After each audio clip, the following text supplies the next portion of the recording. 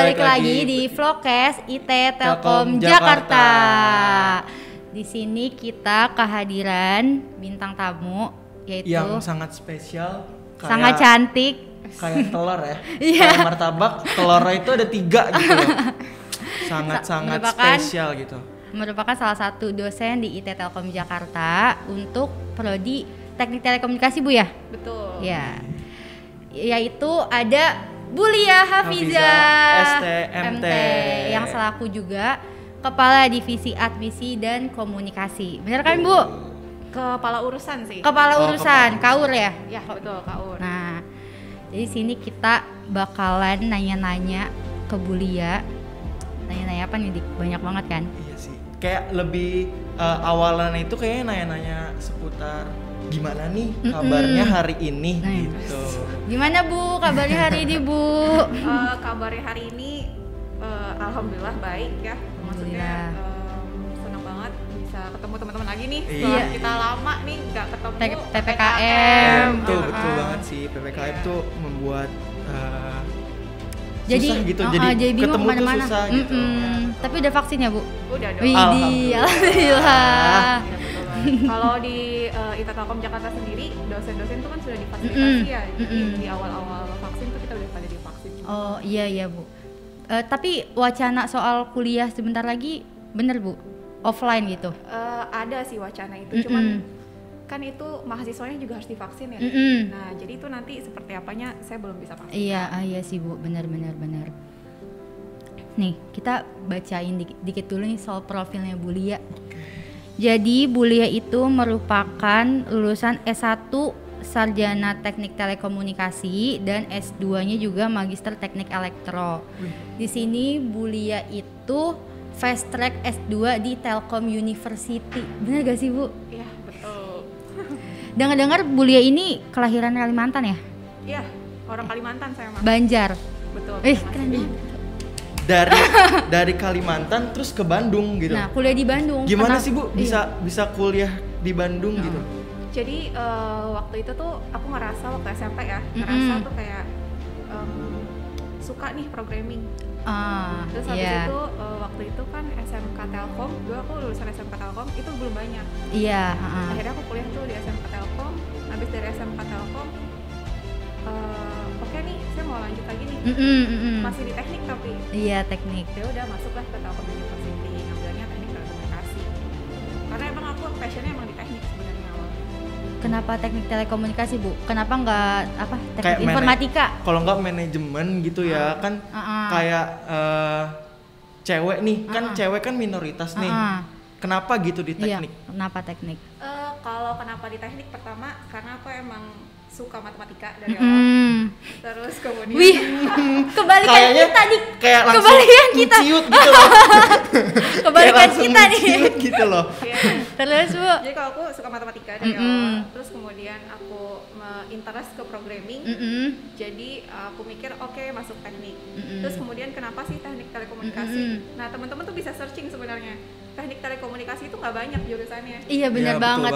Benar nggak? Cuma ada di beberapa kampus aja. Betul, cuma ada di beberapa kampus. Dan biasanya beberapa kampus juga masuknya ke teknik elektro, nggak spesifik langsung ke telekomunikasi. Iya, benar-benar Bu. Jadi melihat itu, oh ya udah saya masuk teknik telekomunikasi nih, biar jadi orang yang jarang lah istilahnya. Kayak gitu sih. Kayak gitu sebenarnya masuk tekniknya. Nah itu kalau untuk program fast track itu gimana tuh Bu? Jadi program fast track ya. Jadi awalnya tuh kenapa aku langsung S2? Jadi kan S1 belum lulus aku langsung S2 ya. Iya, Sebenarnya karena aku suka sekolah. Aduh, suka sekolah. Pernah bolos gak Bu? Bolos pernah lah. Cuman tapi suka sekolah gitu loh. Iya. Aduh. Jadi aku tuh suka sedih kalau misalkan nggak ngapa-ngapain, tidak ada perkembangan gitu. Iya, aduh kebalikan kita banget nih. Aduh, insecure gitu loh. Kayak langsung menciut, kayak pengen keluar gitu loh. Terus Bu. Jadi karena aku suka sekolah saat itu, terus kemudian dibuka program fast track. Jadi aku semester 7 langsung masuk kelas S2 gitu. Ya udah aku daftar. Nah, tapi di situ sebenarnya awalnya aku ngambil engineer tuh. network kan, ngambil. Jadi kalau di S2 itu selain jurusan kita ngambil peminatan dari awal. Peminatan di awal aku itu sebenarnya network engineer. Tapi di situ aku belajar tentang regulasi. Wah, aku lihat regulasi, wah kok seru sih, kok asik gitu. Padahal ya kalau teman-teman teknik masuk ke regulasi itu ngantuk. Karena biasanya kan ngitung ya. Iya, betul. Regulasi itu kan bukan teori ya, lebih ke bacaan gitu ya, lebih ke hukum. Itu hal yang berbeda gitu. Iya, jauh gitu. Tapi aku interest gitu. Akhirnya aku di semester 8-nya aku pindah ke regulasi gitu. Itu asal muasalnya aku di peminatan aku ya, peminatan atau concern penelitian aku tuh di regulasi dan manajemen telekomunikasi gitu. Jadi basicnya tetap teknik, tetapi mungkin ilmunya itu agak melebar ke regulasi dan manajemennya gitu. Mega aja tahu nggak regulasi itu apa? Iya Bu, regulasi apa sih Bu? Kita kurang tahu ya. Iya, regulasi jadi, apa sih Bu? Boleh bisa, cerita sedikit gitu Bu. Betul. Oke, jadi teman-teman gini ya, teman-teman kalau dari teknik nih, ini kan aku kan mempelajari teknik, belajar juga dari sisi hukum, belajar juga dari sisi bisnis kan. Nah, kalau teman-teman di teknik pasti mikirnya gimana sih cara mengoptimalkan suatu perangkat? Iya, betul. Gimana sih implementasinya nih? Tapi sebenarnya kalau kita di dunia nyata ingin mengimplementasikan suatu teknologi, itu harus ada aturannya memayunginya. Jadi teman-teman misalkan kayak gini ya, coba bayangkan ketika tidak ada regulasi, misal kita mau pakai 5G, tapi nggak diatur tuh di frekuensi berapa. Iya. Tabrakan dong satu sama lain. Betul. Iya, benar. Seperti itu. Kalau dari sisi manajemen, lebih ke bisnis mungkin ya. Kita nggak bisa nih, misal ya teman-teman in real life aja ya. Kalau di Indonesia itu kan sebenarnya cakupan coverage selulernya belum merata ya. Iya. Itu sebenarnya ada alasan di balik itu. Apa tuh Bu alasannya Bu? Kalau di regulasi sebenarnya setiap manusia, setiap orang di negara kita itu punya hak untuk berkomunikasi.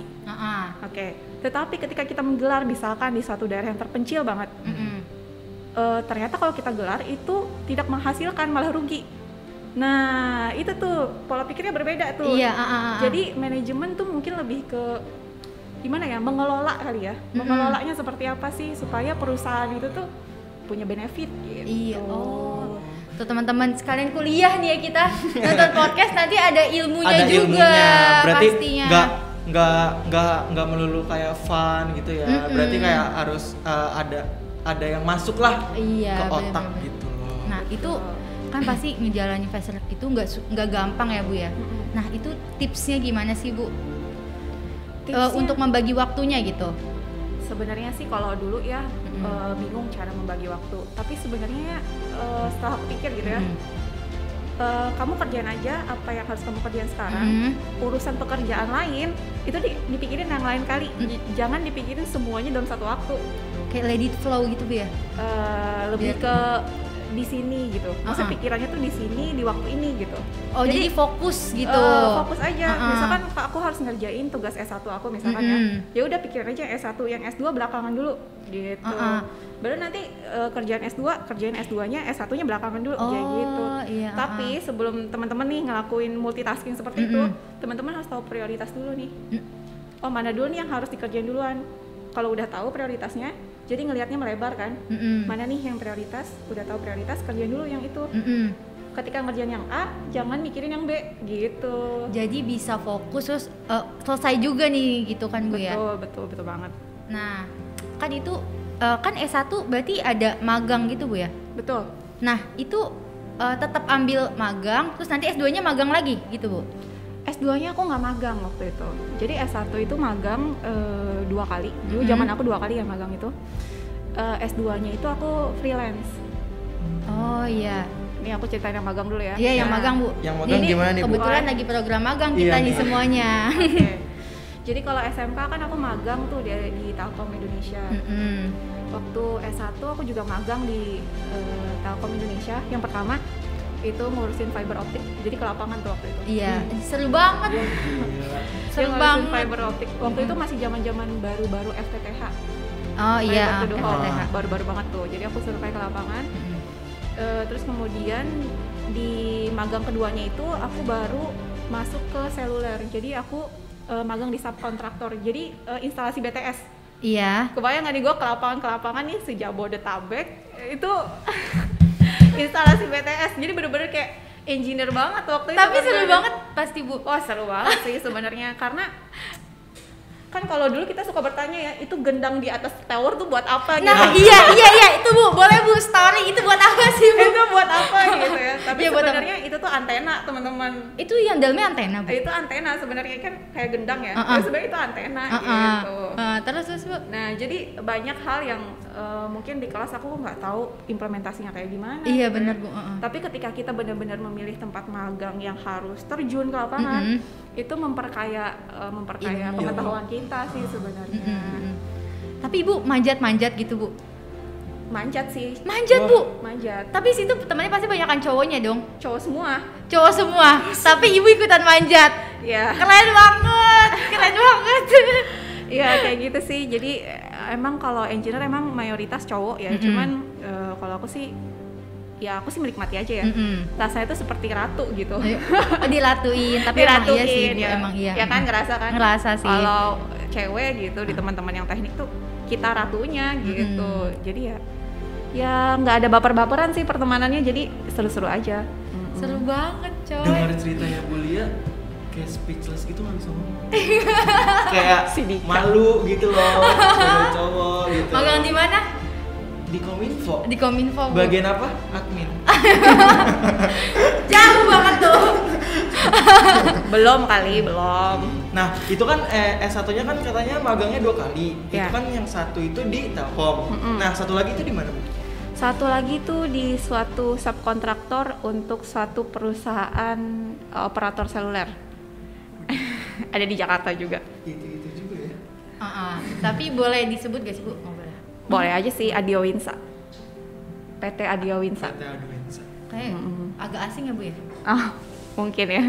Soalnya itu subkontraktor. Oh. Jadi kalau ada operator, di bawahnya ada vendor gitu ya. Vendor nah di bawahnya lagi tuh subkontraktor gitu. Jadi bener-bener yang orang yang bener-bener ke lapangan gitu. Gitu sih. Seru juga sih ya. Itu kerjaannya yang tadi Bu ya, yang BTS bukan? Iya. Yang BTS itu kan ya? Iya. Benar. Bukan BTS K-pop ya? Oh, bukan. Ini BTS bukan yang K-pop nih. Iya. Soalnya tuh semenjak ada BTS K-pop itu kalau saya searching tentang BTS nih, pasti bukannya bukan K-pop. Iya betul. Wah, bener.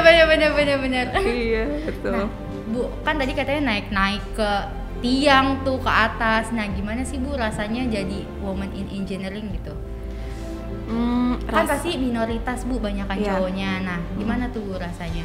Sebenarnya sih kalau pekerjaan itu sebenarnya kembali ke kita ya, pilihan ke kita. Kalau saya sih awalnya sih nggak terlalu suka ya kalau misalnya ke lapangan gitu ya, karena kemampuan kita itu berbeda dengan laki-laki. Iya benar. Apalagi kalau saya di lapangan kan itu harusnya nginap di site gitu, nginap di tower gitu kan. Itu sangat tidak memungkinkan buat saya gitu. Iya. Jadi sebenarnya menyenangkan kerja di teknik. Apalagi kalau teman-teman tahu pekerjaan engineer itu kan mahal ya. Secara gaji itu mahal ya, mohon maaf. Dompetnya kayak langsung nggak muat gitu loh. Betul. Tapi akhirnya saya membuat pilihan. Sebenarnya banyak sih teman-teman saya yang di engineer, tapi nggak harus ke lapangan sebenarnya. Pada akhirnya kembali ke kita memilih pekerjaan. Tapi tetap linear kok, tenang aja gitu. Nah, saya saat itu karena memang saya suka sekolah gitu, saya interest di regulasi, saya memilih untuk masuk ke regulasi telco gitu, regulasi teknologi kalau saya ya. Itu yang jadi pilihan saya gitu. Jadi saya tetap cinta teknik, saya tetap menikmati berbaur dengan pekerjaan yang mungkin sangat laki-laki, tetapi saya memilih cara yang berbeda aja gitu. Kalau ada orang yang lebih ke teknisnya, ya mungkin saya orang teknik gitu, tapi saya di regulasinya nih gitu. Keren banget. Keren ya. Tapi Bu mau tanya nih, kan Ibu cewek nih ya. Nah mayoritas kan cowok nih yang kerja di bagian teknik itu. Kayak pernah nggak sih ngalamin lu nggak bisa nih, Iya kayak disepelein gitu lah Bu. Lu tuh cewek pasti nggak bisa gitu. Nggak ada sih saya sejauh ini ya, saya nggak ada bully-membully gitu ya. Nggak ada sih, maksudnya menjatuhkan gitu. Kalau ngerasa nggak sih kalau teman-teman teknik itu sangat solid? ngerasa ya kan? Ngerasa sih. Itu tuh kerasa banget gitu. Anak-anak teknik tuh sangat solid karena dia mungkin mungkin teknik itu kuliahnya cukup berat ya. Kita tugas TP sebelum praktikum aja banyak banget kan ya. Banyak banget. Setelah praktikum juga banyak ya. Tapi itu tekanan itu membuat kita makin solid satu sama lain sama teman kita. Semakin tahu kalau saya membutuhkan. Ya, jadi karena kita kesulitan bareng gitu ya. Itu yang bikin pertemanan kita tuh jadi makin kuat kalau menurut saya ya. Dan setahu saya kalau dulu kuliah dari SMK terus kuliah S1, S2, kita kalau ada tugas itu kita bener-bener bareng-bareng gitu.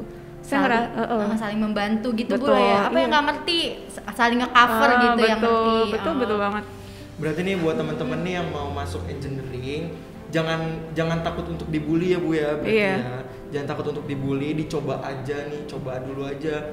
Lumayan loh, dompetnya tuh full dulu ya Bu ya. Rekeningnya menggendut. Iya. Kayak akhir bulan tuh full terus gitu loh, nggak ada kosong gitu, nggak ada tipis gitu loh. Oh ya Bu, nih aku dengar Ibu pernah membantu penyusunan peraturan menteri. Ya. Itu gimana tuh Bu ceritanya? Bisa bantu menyusun aturan menteri itu gimana Bu? Ya. Keren banget. Awalnya saya juga nggak expect ya bisa sampai ke sana. Cuman mungkin beberapa tuh sempat nanya ke saya, Mbak Lia gimana sih caranya Mbak Lia bisa sampai kayak gini gitu, bisa menyusun peraturan menteri segala macam di kementerian gitu kan. Tapi sebenarnya itu saya mulai karena tadi fast track tadi saya beralih ke regulasi, saya interest ke regulasi, terus saya diajak salah satu dosen untuk membantu beliau membuat RPJMN. Ada yang tahu RPJMN nggak? Enggak tuh Bu. Apa tuh Bu? Apa tuh RPJMN? Ya jadi itu kayak 5 tahunan program kerja pemerintah gitu. Nah salah satunya itu di digital ekonomi. Iya. Nah itu di situ kan perlu orang teknik ya. Selain orang hukum kita perlu orang teknik. Iya benar. Nah, karena lebih tahu lapangannya seperti apa. Betul, karena di situ pembahasan teknik itu tuh bahasa orang teknik, bahasa orang hukum itu berbeda. Iya, jauh pasti beda. Iya kan? Jauh. Bahasa orang administrasi pemerintahan itu berbeda. Jadi butuh insight-insight orang teknik mungkin ya. Nah, saat itu saya sebenarnya hanya mendampingi dosen saya yang orang hukum. Dari situ lama-lama saya belajar tuh, oh ternyata kalau kita mau membuat suatu peraturan gitu ya, kebijakan begitu ya. Itu harus ada namanya penyusunan naskah akademik. Wah ini nih agak-agak mulai regulasi banget ya. Jadi gimana tuh Bu? Maksudnya penyusunan naskah akademik gimana tuh? Jadi kalau menyusun naskah akademik itu, jadi gini, peraturan itu tidak serta-merta tiba-tiba muncul.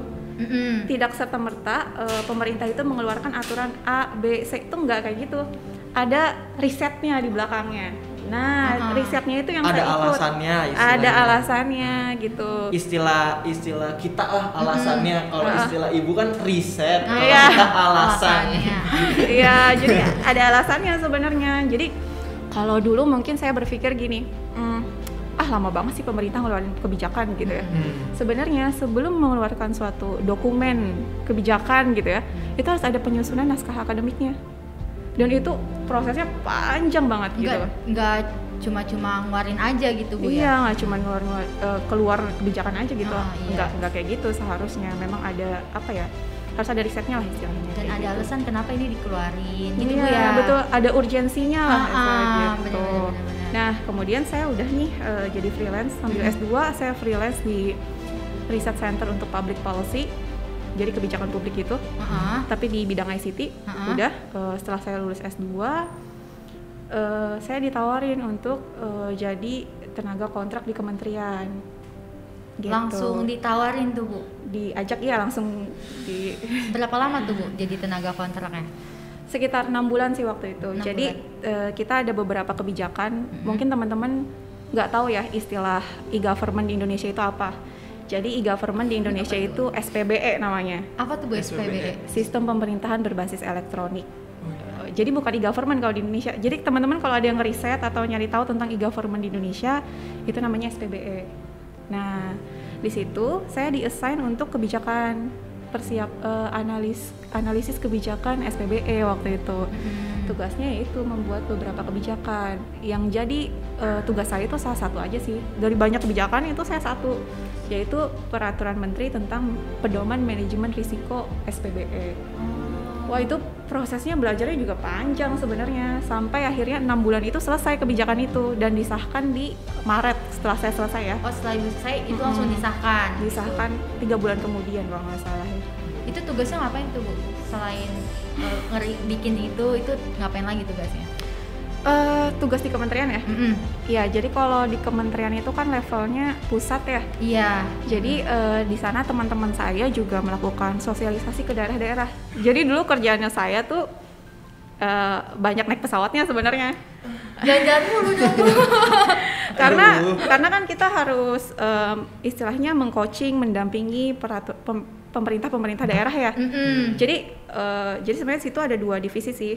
Ada yang bagian kebijakan, ada bagian evaluasi. Iya. Sebenarnya teman-teman evaluasi ini yang lebih banyak ke daerah. Cuman kan kalau kebijakan mungkin masih banyak daerah yang membutuhkan pendampingan untuk suatu kebijakan gitu. Jadi kita dampingi ke daerah. Jadi kita datengin ke daerah mereka, gitu.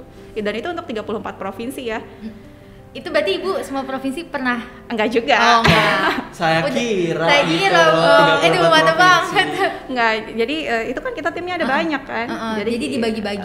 Dibagi-bagi. Ya, tipes lah saya kalau 34 provinsi. Jangan membayangkan bahwa jalan-jalan perjalanan dinas itu tuh seru, enggak, capek juga sebenarnya di kita gitu. Apalagi untuk membuat kebijakan itu kan kita harus sangat concern ya. Itu kayak ngeriset, tapi ngeriset negara kita sendiri gimana ya. Jadi berat sih sebenarnya. Yang nggak boleh sembarangan juga ya Bu ya. Maksudnya saya tuh sempet di momen dimana ketika saya tuh udah capek banget bikin kebijakan itu karena buat saya tuh rumit ya. Dan saya bukan orang sarjana ilmu pemerintahan, bukan. Karena kan SPBI itu adalah melakukan administrasi pemerintahan tapi berbasis ICT kan. Iya. Saya tidak ngerti administrasi pemerintahannya nih gitu. Nah jadi, itu gimana tuh Bu? Jadi harus banyak belajar kan. Nah itu yang mungkin membuat saya tuh kayak aduh susah banget gitu. Dan usia saya masih sangat muda kan, waktu itu masih baru lulus kan. Nah di situ pernah ada momen dimana ketika saya itu harus berangkat dinas nih, naik pesawat ke satu daerah di Kalimantan gitu, dan harus pakai pesawat kecil. Itu di pesawat itu saya masih ngerjain kebijakan. Masih diskusi tuh, ini harusnya kayak gini Pak, ini kayak gini. Udah nyampe mendarat nih, istirahat sejam 2 jam, saya langsung bahas lagi kebijakannya. Besok langsung kegiatan sosialisasi, pulangnya bahas lagi kebijakannya. Jadi jangan membayangkan ketika kita berada di kementerian itu tuh santai gitu. Enak, santai, jalan-jalan mulu. Gak tahu aja nih aslinya ngapain Bu ya. Iya. Nah itu sih. Selama 6 bulan itu kayak ada titik kayak aduh gue nyerah nih. Titik terendah. Ada waktu itu ya, waktu itu saya udah istilahnya besok tuh Sabtu Minggu saya pengen istirahat gitu. Sementara kebijakan ini harus segera rilis lah, karena setelah dari tim kita rilis itu harus masuk ke biro hukum lagi untuk dicek. Masuk lagi kemana gitu, jadi panjang lah birokrasinya. Saya udah capek banget saat itu, saya udah kayak udah mau pulang gitu, sudah menyerah. Bos saya bilang kayak gini, Lia, Indonesia itu butuh kamu. Langsung saya terbakar. Ya oke, Pak, saya kerjain sekarang juga. Jadi itu tuh sesuatu pembakar sih buat saya.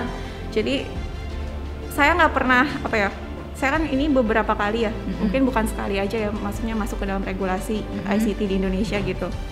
Yang jadi motivasi saya itu karena ya ini tuh untuk bangsa kita gitu. Saya nggak bisa nih main-main gitu untuk hal seperti ini. Saya nggak mungkin melakukan hal yang sembarangan gitu untuk rakyat Indonesia gitu.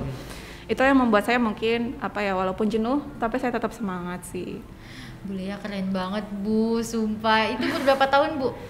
Umur berapa ya? Saya lupa umur ya. Baru lulus. Berapa ya? Mungkin 23, 24 lah umur saya. Masih muda banget. Iya, kita umur berapa sih? Kita umur 20, masih kayak gini aja ya? Gini aja. Belum. Banget, Bismillah deh. Bismillah. Iya, pasti bisa. Nah, tadi kan setelah penyusunan peraturan apa nih? Menteri. Nah, itu katanya masuk lagi ke Kementerian Komunikasi dan Informasi. Iya. Nah, itu kayak gimana tuh? Jadi setelah kerjanya jadi kalau misalkan di Kementerian Pan-RB itu saya lebih kepada kebijakan SPBE gitu ya. Kebijakan SPBE, kemudian saya diajak untuk jadi peneliti, membantu penelitian di Kementerian Kominfo saat itu. Nah ini berbeda lagi nih, kalau ini bukan peraturan dibuat, tapi kita mencari gap industri IoT. wah ini seru nih sebenarnya, ini teman-teman banget nih soalnya ya kan. Iya Bu, gimana tuh Bu maksudnya?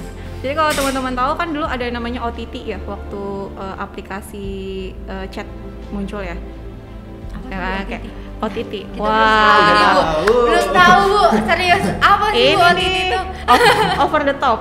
Jadi kalau teman-teman dulu sempat ngerasain kan pakai Line, WhatsApp, segala macam kan. Sampai sekarang masih sih Bu. Sampai sekarang masih kan. Akhirnya SMS nggak dipakai dong. Iya. betul. Oke, ya kan. Nah, itu namanya OTT, gelombang OTT. Ketika orang beralih ke data yang harganya lebih murah, berpengaruh pada income-nya perusahaan telco.